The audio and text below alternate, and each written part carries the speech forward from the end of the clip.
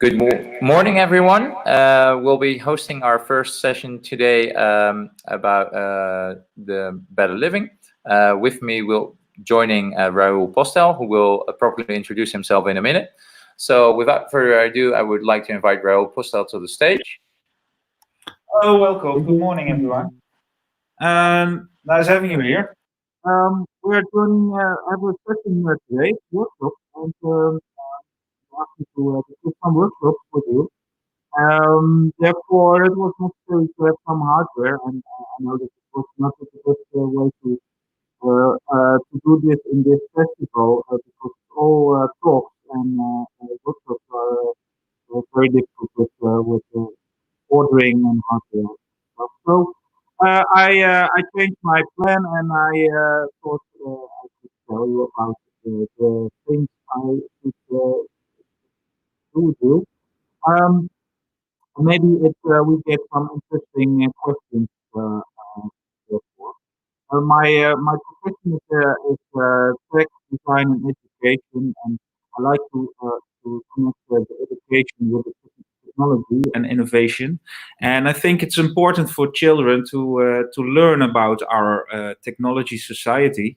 The tech has much influence in this way, and I see many elders teach their kids how difficult technology is, and kids adapt that and think, okay, technology is nothing for me, nothing in it.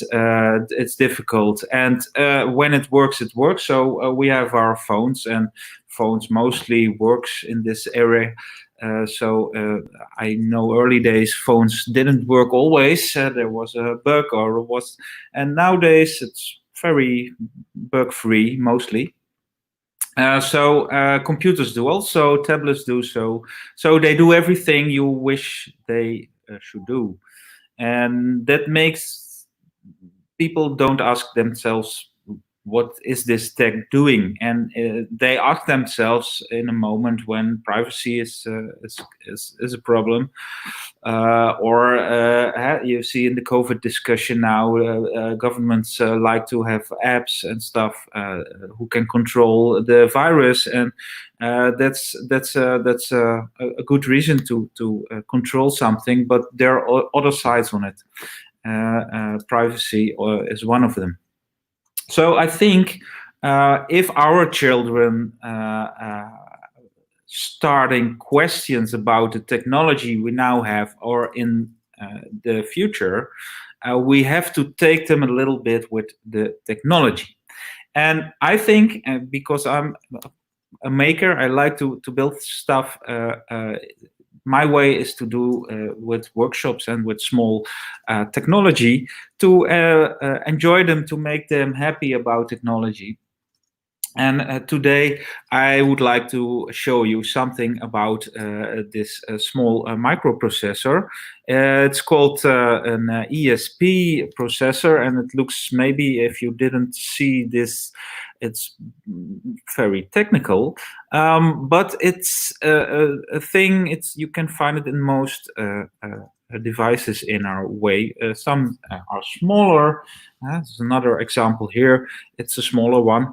But this one has Bluetooth on it too, so it's a little bigger, and you have some pins and you can do something with it. It looks a little complicated maybe, but it's only calculating, and it's only push some pins on and off just as a light switch, and the pins on and off. You can steer a motor with it, or you can put a light on, or you can put something else, sensors. You can read sensors with it, and that makes it very interesting because it connects this little difficult technique with the modern world we're living in. And one of the things I would like to do in this workshop was to make a 1.5 meter, and with the currently COVID discussion, I'd like to make something that's very easy to build with it. You can learn from how to make a device from a microprocessor on an easy way, and it's an actual point now. So we start to build something where you can measure the distance in 1.5 meter, and it will blink a light. So it's a kind of meter. Those parts we use, such as said, a microprocessor, and we ask them to read a sensor. And this is a sensor with the eyes. Maybe you've seen it once. You've seen it on robots, maybe play robots for kids. You can find them, but this is an ultrasonic robot, ultrasonic meter. I'm sorry, sensor, and it sends out a high frequency signal out, and when it reflects, for example, the screen, it receives the reflection of it, and then it can measure the distance between it. So this is a nice sensor. You can use it in many ways. And the first way to use this is to measure if you are from a distance with 1.5 meter or more or less, and then you can get a signal back from it, from a warning, or you don't see anything, so it's safe, for example.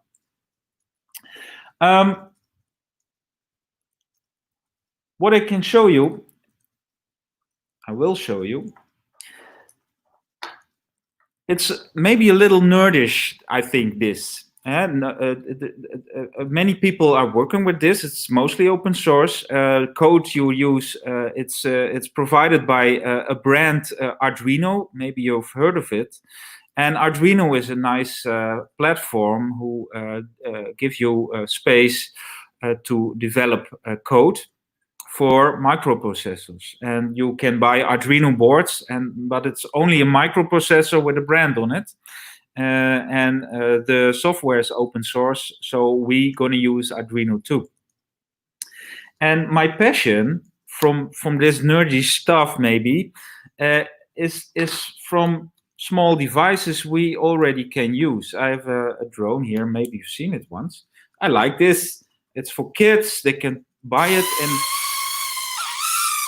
it's gone. And it reacts. It's a sensor on it. So if I throw it up, so it reacts on what I'm doing. And I like this stuff. It's very cheap. I don't know how people can make this. I didn't know. So I like to know, and kids use it, and they don't ask how could this produce? What is it doing? Why is it reacting on my body, on my movement? And there are many devices in our common life, such as a phone, that also reacts on my movement. So I think this toy illustrates what tech is capable of to make, to do for me. But it can always also can. So it's an inspiration source for me to search for these devices, because it's in here. I'm pretty sure there's some microprocessor in this thing, to find out how this is work, because I can think new things with it. I can new solutions for it, because that's creativity, I think, to find out new things. And if we can take kids not only for playing, but also understanding how things work, they can be enthusiastic made for tech, and ask maybe questions in the future about this tech. Do we want this? Do we need this? Is this necessary? Could we make it simpler? Is it necessary to collect our data in this thing? Yeah, for example, it doesn't collect data, but you could put something in it that does. So if we are a little critical about that, and we can ask questions, and we learn our children to ask them this, we can make them aware of the technology there is. So that's nice of me. I think I don't understand any the complete work of it, because I'm a creative guy. I like to build, and my program skills I learned myself, and I copy and paste open source software and connect it on my way together. So that's the way I'm doing it. You don't need a programmer. You need to be creative, or you need to be enthusiastic about finding a new solution. That's more important. And then you can find everything and build everything you want, I think. Kids are very curious, so I like the kids who join this. Maybe. Do you like to join? And maybe then we are both two kids who like to play with some tech stuff. Well, I think every grown, at least male adult, but I also see in the past weeks, months in COVID, I see parents rediscovering Lego and technical Lego, and parents, often the dads, but also the moms, saying, well, hey, do you have some Lego here? Do you have some technical Lego? And rediscovering the fun of that, and rediscovering that with their kids. So they buy it as an excuse for their kids, but they just have as much fun toying around with. For example, I know that there is a government official who likes to fiddle around with Lego windmills that you put together, because professionally he is in charge of developing, for example, or making the policy for wind parks, and I think he uses it as to get a better understanding about the technology behind it, and also probably to explain to his kids, probably make a challenge out of it to his colleagues, like, okay, this is how we do it. For example, I also had a course one time at the TU Delft where we all, as grown-ups, from young professionals, people in their 30s, people in their 50s, getting to play with a sort of fish tank with sand, and that we had to vary in the right logistic order all the components, build our windmills, get them wired up properly. Of course, it was simplified, but I think that was one of the most fun business courses I've ever taken. So I think we're never too old to learn. Based on that, I also thought it would be interesting to ask, how do you see tech, for example, like this, helping young people and STEM students, but not exclusively, STEM students get excited about, for example, clean tech, because we have a big problem with climate change, and I think that's on your website that you like to, on creativehubs.nl, so www.creativehubs.nl. I'll put it up on the screen later on for people who want to find it. And that you like to solve challenges, for example, like clean tech, but also societal problems, for how do we make contact for our elderly people more accessible. I think both very relevant questions during, for example, COVID, but in general, but it's now actually highlighted. So I would be curious, how do you see technology like this, playing around with this, stuff like you do, getting people excited about that, and training the engineers of the future, basically? Yeah, that's a good one. For your record, maybe you see are both two watching each other. We are in the same room by coincidence, so we know each other. Yeah, that's an interesting one. I think there's a lot of the tech business at the moment is worldwide a little concentrated on a few big players, and that's the point where it's all right, because they invest a huge amount of money and time in great products, but it's also a risk.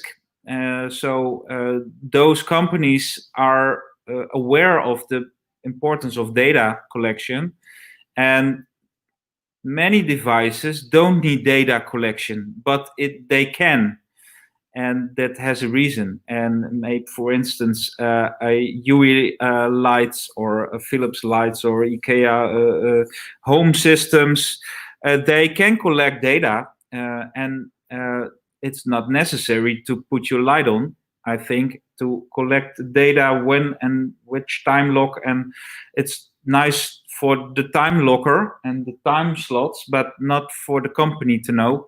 But maybe for the company, there is a reason to collect those those kind of information. And sometimes you see in this time that there could be abuse of collect data, and that's because we don't ask ourselves what does this device do, what's in it for me, and which functions I need and which I don't need. So I think our kids, I think our generation maybe is too far, and we accept, and we had some time without all those devices, but our kids have to ask themselves, why are they using these devices? Is this the way they had to make and to exist?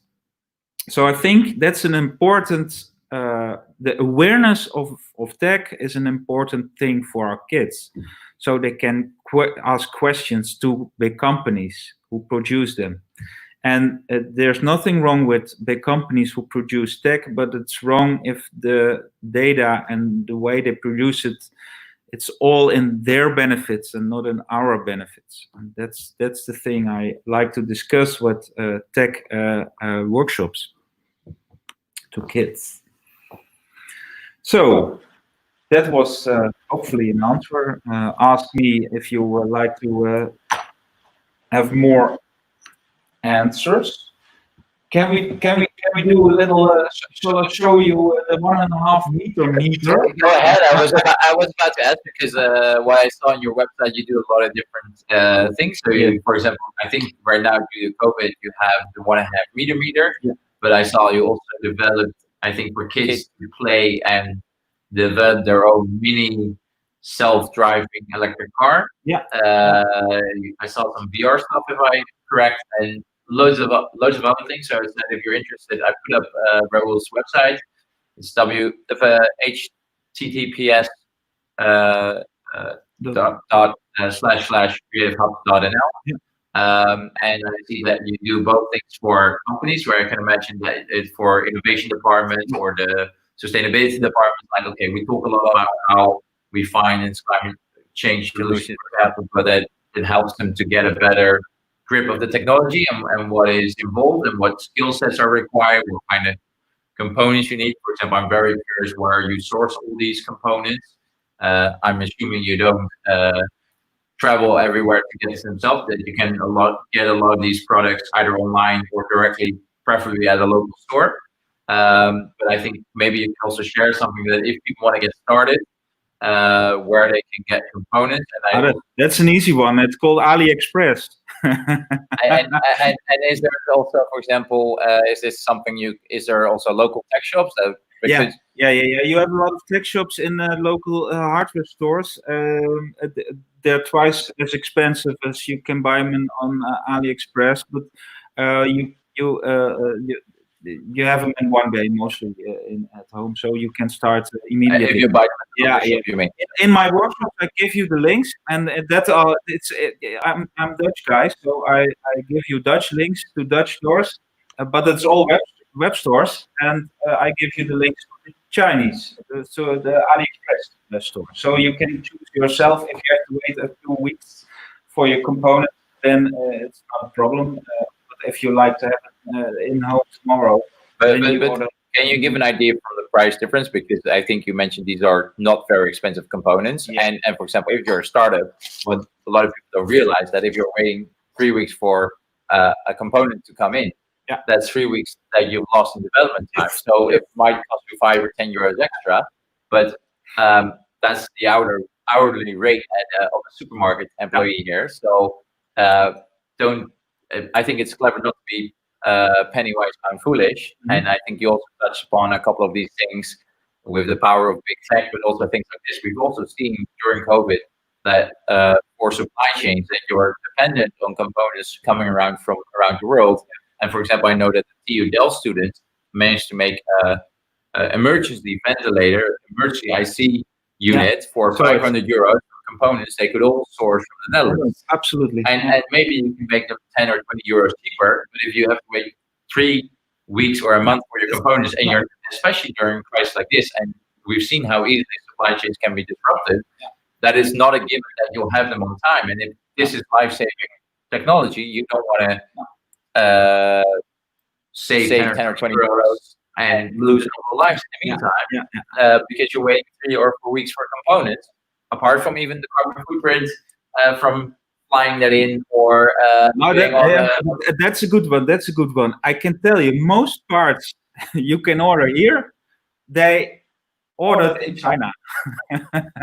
And there's one difference with a few components sold here. They have to get a control and a stamp, quality brand. So the stuff I buy here, the local stores here bought it also in China.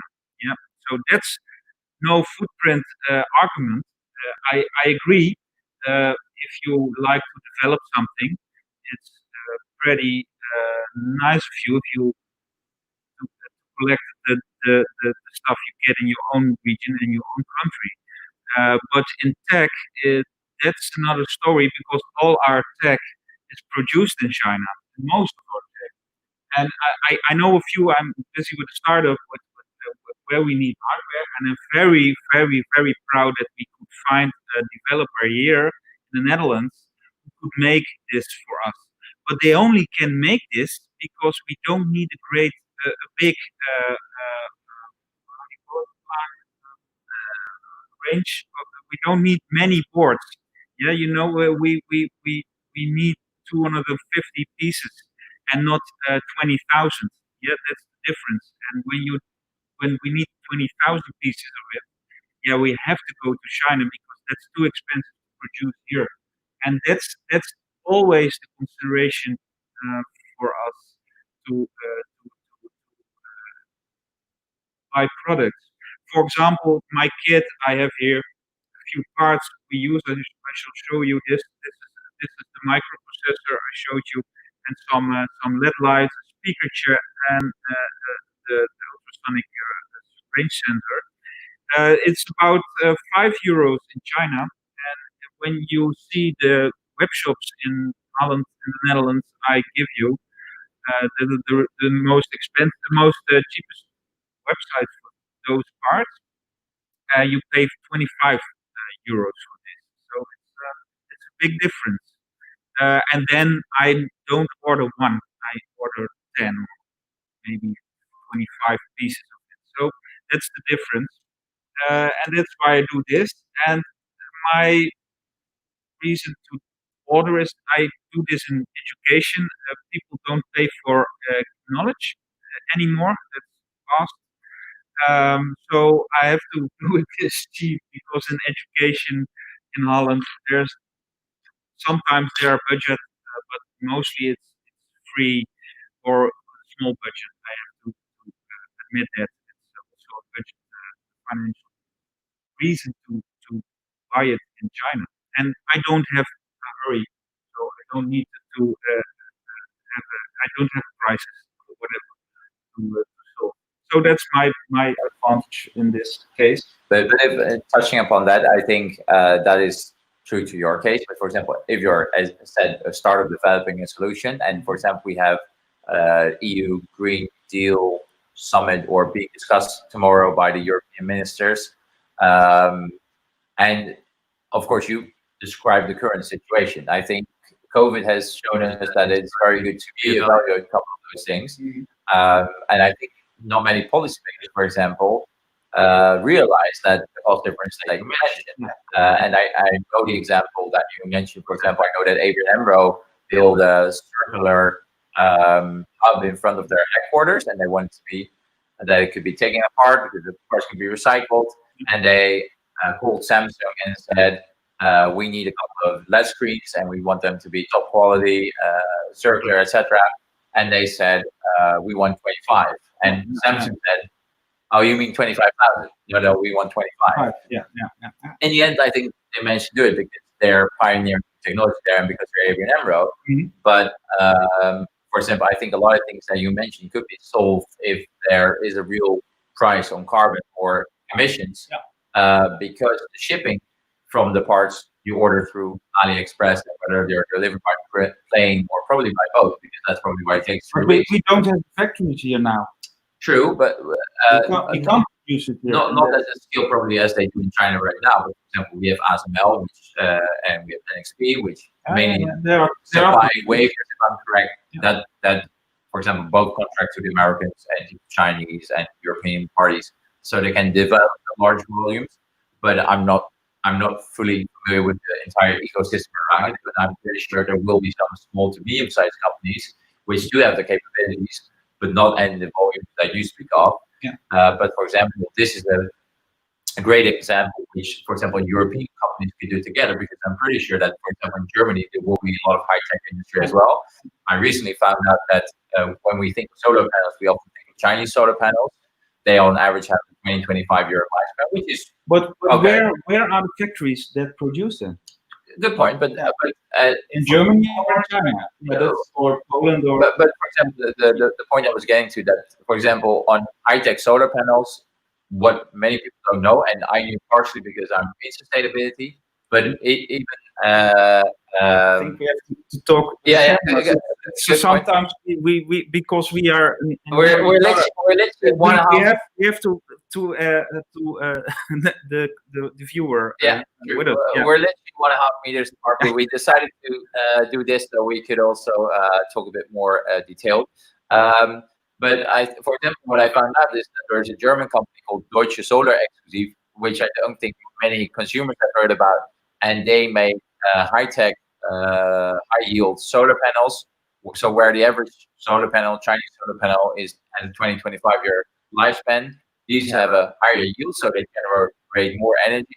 And there are glass panels, and they say, and when the Germans say we make a product that lasts 50 years, I'm pretty sure that they'll last 50 years, and they might even last 55. They are ahead of new norms. I haven't been able to check out their manufacturing facility, but they have all the certificates, and if the Germans do something, they tend to do it quite thoroughly. And that also shows in the fact that they are confident enough that they give a 30-year product guarantee and not revenue, but yield guarantee that during those 30 years it will stay within certain specs, and that there will be only minimal degradation. And the 20 years after that, they don't guarantee it. But what I saw in their documents shows that there is only in those 20 years after that also a very gradual decline. So you still have 95%, maybe 94% of your capacity. But of course, those panels will be more expensive at the current point because they don't have the scale as the Chinese currently do. Mhm. But the scale of the transition to tackle climate change is so big that there will be many more factories built to supply this.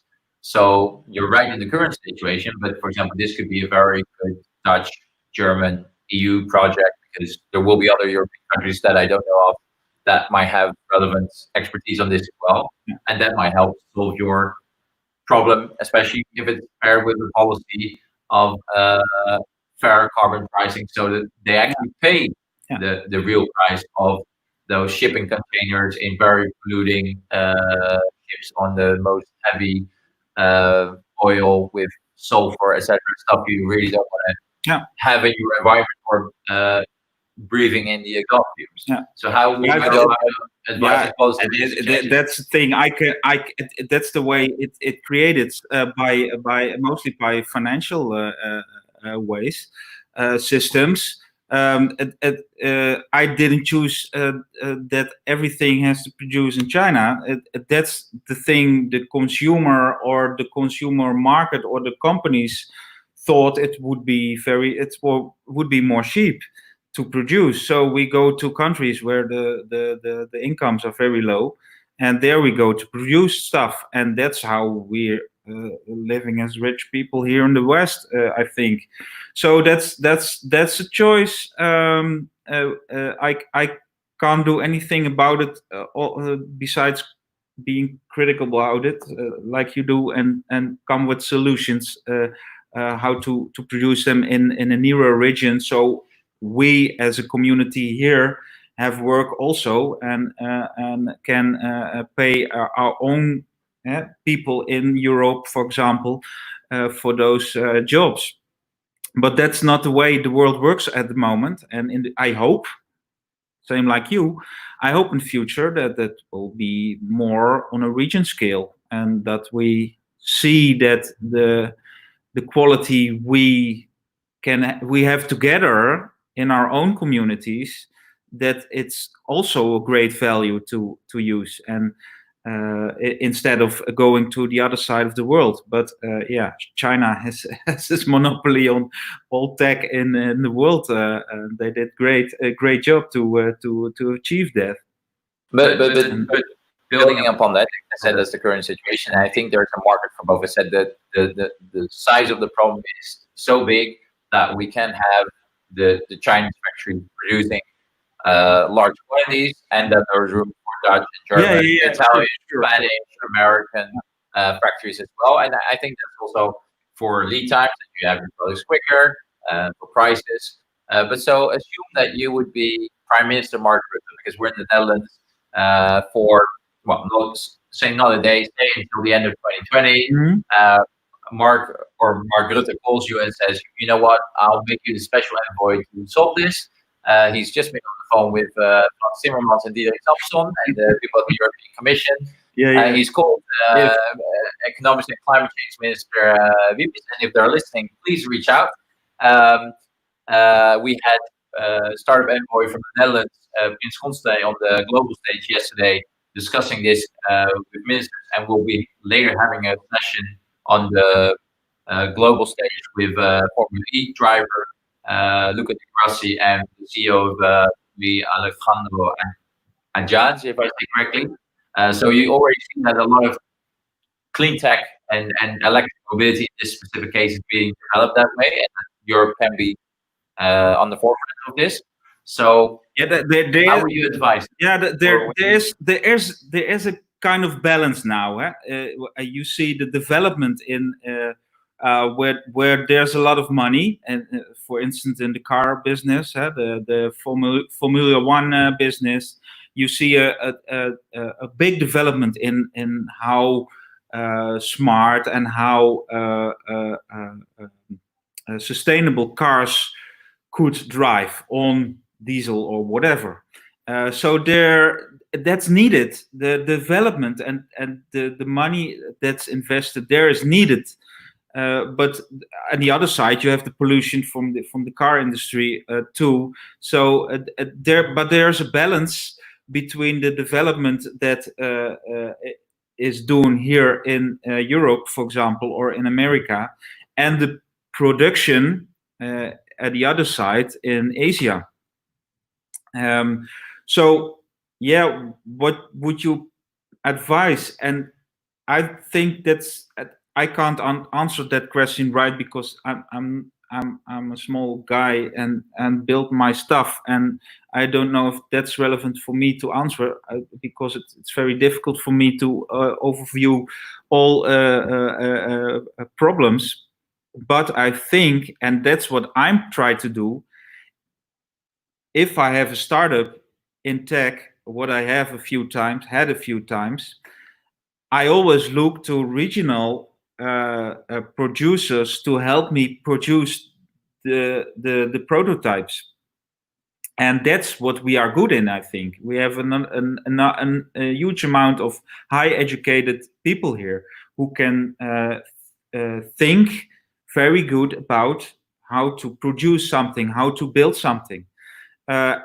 But they don't have the skills to put this on a larger scale. Mostly, that's kind of thing we developed in Asia, for example. So we have our own qualities, and also that's your answer again. That's the moment now we live in, and what's in the future. Yeah, I hope we can give it a regional thing, but I think the world will be more global and will be growing global. But if you see Trump, for example, his goal in 4 years ago was to get the automobile business. Where back in America, in producing, there's a paper here. Okay, look here. Yeah, it's tech. Yeah, it's the reason why I gave you this newspaper, this is the Dutch Financial Times from today, and that it actually says that due to the measure that Trump took to ban visas for immigrants or expats with talent on IT, but in general talent, there are a lot of people are looking at Europe right now. And for example, Brainport Eindhoven is apparently recruiting people from Silicon Valley and innovation hubs in the US now, because they say, hey, here's an opportunity. We have clever people who want to work on smart solutions, on e-health, on climate change, on e-mobility, smart mobility, autonomous mobility. The reason I can work with those processors, there's only one reason why I can. That's AliExpress. This technology, in early days, 10, 15 years ago, I couldn't get things myself. It wasn't possible to get them. It was all closed by big factories who could afford production line in China and would buy AliExpress, by making it worldwide and send it to me for a few dollars. I can get a tech. I can make my own iPhone, for example, if I want to. If I have a good research and I want to, it's possible to get all the parts together to build my iPhone. But that's not the point. The building is not the point. Apple invented that part, and that's where their genius is. And in fact, they did actually. I can have my own devices and buy my own devices as a citizen in Holland, and that's mainly the part that I can be an inventor myself. And the funny thing is, the perception is that Apple invented a lot of things, but what Apple actually did from universities. Exactly, what Apple actually did is put a lot of existing technology together, build good software around it, which is what they do good. They do a lot of good marketing, and they outsource the production. But if you really look at the core of the technology in your iPhone, is GPS, which is developed by DARPA, so a US-led innovation research part, largely sponsored by the US government. So that developed GPS, which finds way into smartphones, but now also into cars and navigation. The microprocessors you mentioned, I think they are produced with wafers, for example, produced by ASML, which I think supply to Intel and AMD. And then it's scaled to production, and Apple very cleverly designs a beautiful phone where it all seamlessly fits together, builds good software around it, and put them on the App Store. So you have content for the phone, so it is actually useful to you. Because you, as you rightfully say, you could build your own phone if you want to, and if you have the skills. And for example, there is a Dutch company which does that. Modules, but also Fairphone, which sources their components in a sustainable and a fair way possible, paying fair wages to people who produce the components, trying to minimize the carbon footprint, making it modular, so if something breaks down, that you can replace it yourself, or they can send you the component in an easy way. Or if you need to upgrade something, that you don't need to buy a complete new phone, but for example, you can replace the camera with an improved version or with more memory, or if the processor breaks down or the screen or whatever. So they're sort of democratizing the production. That only can happen if you have an open source distribution network, which AliExpress, I call it an open source, maybe not the right term, but maybe you know what I mean. It's available for everyone. If you buy them some money and you can get the stuff and they produce it for you. Luckily, mostly robots at the time for technology. I'm glad to, instead of children or whatever. That's the open source character of technology, of getting in the distribution of technology, is mainly the part that there is room for inventions and for people like me or you or here in Europe to think about new solutions, but also to criticize, to have criticism to companies who build it in their own cube and hold the data for themselves and puts technology in it where you don't be aware of that it's in, and so you can give us back our technology instead of companies who have secrets and collect everything. So that's mainly a thing, and that's the hope and the fun I like to give to, and mostly to children also, uh, to um, to convince them that they could do this themselves. I think that's an important goal for me. And So you work a lot with schools, as you mentioned, and as said. So what would you be saying to those teachers? And coming back to the policymakers, your Mark Rutte, your the startup envoy, Prince Constantine, as said, he was on our stage yesterday, on our global stage, Mhm. and we'll be having some startups in the Green Deal stage, in the Dutch part of the Green Deal stage on 2:30 Dutch time, so 14:30.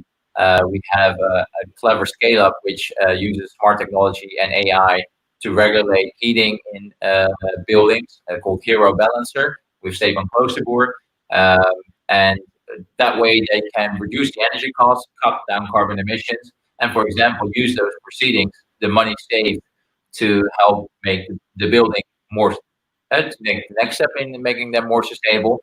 But my suggestion to them would be, and to schools, save half of that for new sustainability measures, and the other half for educational projects, not just like your own, but for example, yesterday we had Coda Dojo, which are a couple of great ladies in tech, which are giving workshops for free, but that's dependent on volunteers. Then, yeah, so but that's the main problem. You know, it's like the government sees art and creativity now at the moment, which it's some hobby or what.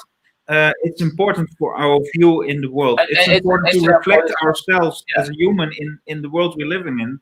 So and it's also part of music and art, and you call it, but also technology is putting in a place in a kind of hobby thing you do for free, or it's only for fun. And let's stop with that part. Stop at teaching children about slavery in the VOC time, uh, which I saw in the books for my children because I was home as a parent and I saw what my kids had to learn sometimes. I was scared about the old school methods they used.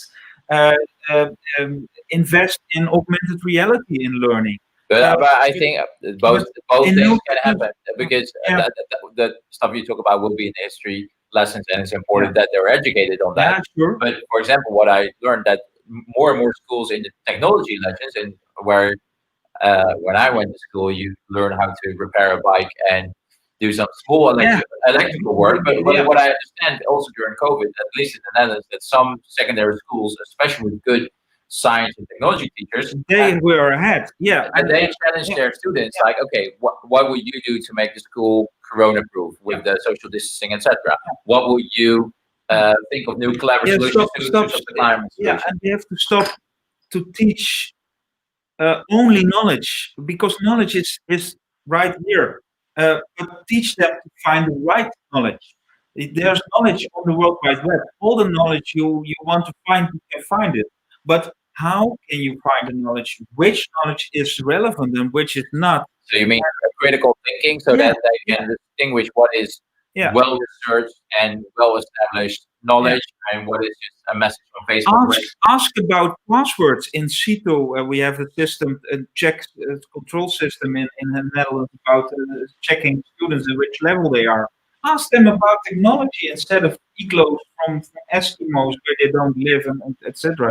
Well, So, yeah, as I said, I think I understand your passion, but I think that those are different subjects and, yeah, and yeah, different teachers, so they, I think they can coexist. Um, and we unfortunately we need to start wrapping up, because I yeah. think we could go on for hours and hours. For people interested, if I'm correct, you'll be hosting another session Yeah. tomorrow at 7. 7. Yeah, at 7. Maybe you can quickly tell what it's about. It's about, then I will, this was more interesting discussion about technology and why should we do this for kids, and why should we have more technology lessons in education, I think. Thanks there for your sidekick and your questions for that. It's a very interesting subject, I think. Tomorrow I will do more like a workshop thing, um, as I planned for those sessions, and I will show you again the 1.5 meter then in how to make it. Also, I will connect some speaker on the 1.5 meter, and then you have a musical instrument. It's also nice to upgrade that, and I will show you some. It's also a microprocessor, how you can make, and let's end with smile. It's also nice. Yeah. There you go. And it's Wi-Fi in your shoe, and you can make your own Wi-Fi device, and you with a smartphone, and you can make some colors out of the. And this is something you put in your shoe. You can put this in your shoe, yes, and then you can put sunlight in your shoe. I do this with children too, because we had about it to with children, give lessons to children. So I make some stuff we as an adult maybe don't need, but children like this very much. And They can steer their shoe with colors. And I think, for example, you also have in New Zealand a lady, scientist on nanotechnology, but she has very fun STEM lessons. So science, technology. I've always forgot where the E stands for. I think education and math. And it's called Nano Girl or Nano Labs. And she, just like you, does this in a very fun way. And I saw on your website that for 35 euros, people can get started, including the hardware. So they get workshop from you and the hardware, so they don't have to source all the components. They can just find you on CreativeHubs.nl. I think final questions, because I have a couple of more, and I think we touched upon a couple. Otherwise, maybe you can answer them tomorrow, or people can send you an email on your website. So do you recommend startup hubs in the Netherlands and around the world who can help people get started with this technology and have a support network ecosystem to help people develop clever solutions? And I'm sure you're part of that ecosystem, but do you have like go to TU Eindhoven, go to Yes Delft, go to Kennismark Twente, Brainport Eindhoven? But those are the things I can think of, and I'm Rockstar Energy, but I'm also very clever which ones I don't know about and which you say like, hey, this is something you should check out. Yeah. Was that a question? Yeah, that was a question. So that's a long one. Yeah. Again, what's the specific part you want to answer on? Well, the question which is on the screen. So, do you recommend startup hubs in the Netherlands and around the world who can help people get started with this technology and have a support network ecosystem to help people develop clever solutions? I think at the main startup hubs I know you just mentioned, and in Eindhoven is an important one. You have some solutions. All the tech universities in Holland, they have startup incubators, they called, for brand new ideas, and I'm glad to see such as Prince Constantine. They embrace the startup communities very much. What I think my advice is maybe that in that case, my recommendation is not that useful. But the part I'm interested in is, I see a lot of startups from people who are very young and inexperienced in doing business and approach investors. They have brand new ideas, great ideas. I will advise every startup to develop a mixed team from people. Use your own friends from your own age, but also look to people who are from the heart interested in your idea that are much older than you and have experience on other pieces than you. So if you like to start up something, make a mixed team. That's the biggest advice I can give you, because you need a range of people, men, women, young, old, your own age, older, because you need a different cultures, because that also gives you a different bit. cultures is very important if you can find them. It's not always easy. I noticed myself. But I think that's also the great thing that a lot of people have now got used to video calling, because I've been in a lot of video calls and conference the past weeks and months, and that has made it much more easier to connect to people in the US, Middle East, France, South Africa, Singapore, Australia, you name it, without physically being present, and you get a chance to. There's some conference tools have a speed network session with 3 minutes, for example, and then afterwards you can request a longer video call, and you even see senior business people. There was one chairman of Veno, which is a big employers organization in Brabant, where Braventure, for example, is a startup in Holland, in the Netherlands. But most start incubators, such as Braventure, for example, they are used for a regional startup community. So I'm living in Utrecht, that's not Brabant. So I can ask them for help, but mostly they will send me to a startup community in Utrecht. So mostly it's a province-based community. So that you have to check out where your best shot, where you have the best shot, and when you study in universities, most universities have their own startup community. If you like, sort of me, I'm not connected to universities or whatever, then I have to go to my own provincial startup to develop my products. But I think, in wrapping up, that I sense in your answer that yes, it's good that these provincial hubs are there, but it's also my experience that there could be a lot more collaboration on this. So I think, touching upon the earlier question, what would be your advice to Prince Constantine? Is perhaps that he gets an electric car, drives around all day, connecting all these. Can you do that? Connects all these startup hubs, which I think he's already doing, but on an even more intense scale. So that if you have a good idea, but you need the technology or co-founders or expertise, which is in Eindhoven or Delft, not the first answer you get is, but you're based in Utrecht. You talk to the people in Utrecht. This is probably not unique to the Netherlands. This will go similar probably in France, in Germany, in the US, Australia, China, Singapore, whatever. But there's often a lot of regional thinking instead of, for example, European or global thinking. Like, okay, you have a good idea, but you might have somebody with relevant technology or expertise in Paris or in Germany or in the US that you can easily pair up. Yeah, for example, the startup that I'm doing now, it needs a hardware board, and I found a partner in Eindhoven, and if I want to get startup investors, I need to be in Utrecht. So then it's not always possible to get it a pretty region in your own province. So you have to wire out in the country to find your way for the solutions you need. And if they can make that as a transparent way, then it's very easy to put your own ideas on those websites and see, oh, there I can make my hardware, there can I have my investors, that's the incubator that can help me. So in that case, I miss that kind of information a little bit. Maybe there is something about it, but that would be the first thing I'm gonna do if I'm home after this.